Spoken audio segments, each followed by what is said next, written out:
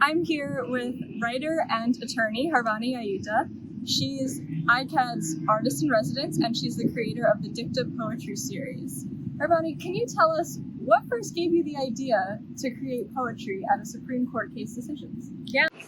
So I think Dicta was really born out of my love for poetry. I've been writing poetry since I was a little girl, and for me, this was a way to find poetry in more unique places. In law school, I was buried in case law, and so I decided to find some poetry there. And can you tell us a little bit about your writing process?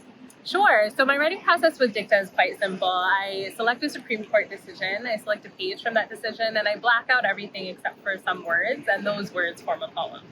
And how do you decide which Supreme Court case decisions to choose? Is there a poem in all cases?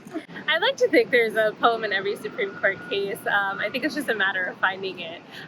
The process with which we select the poems, the cases for the poems, is quite collaborative. I work with the ICAAD team, and we've sort of focused in on issues that I deeply care about, but are also reflective of the work that ICAAD does.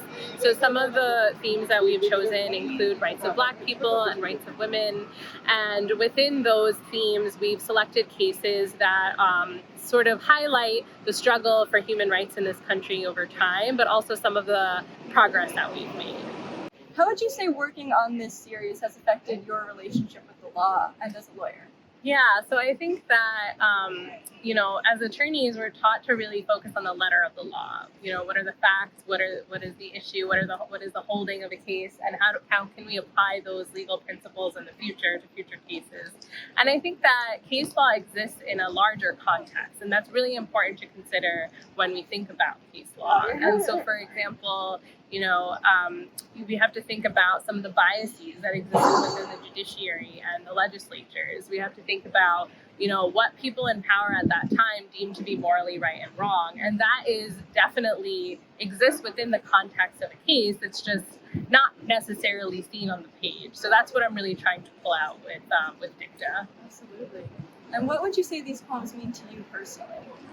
So I've been an advocate, I have been a public interest attorney, and I focus on issues such as immigrant rights, civil rights, human rights. And for me, this is just another way to further my advocacy in a different forum, in a more creative way to reach a wider audience. It is still, in furtherance of justice. It's just a different way of approaching it. And what are you hoping that people will take away from this series?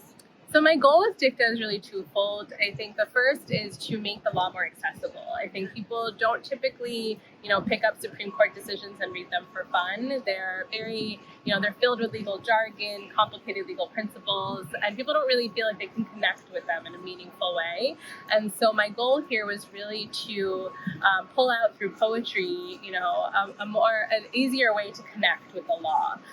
And because we find the law so inaccessible, I think that we often conflict it with justice. And I think that the goal with this project was really to highlight this gap that exists between the law and justice.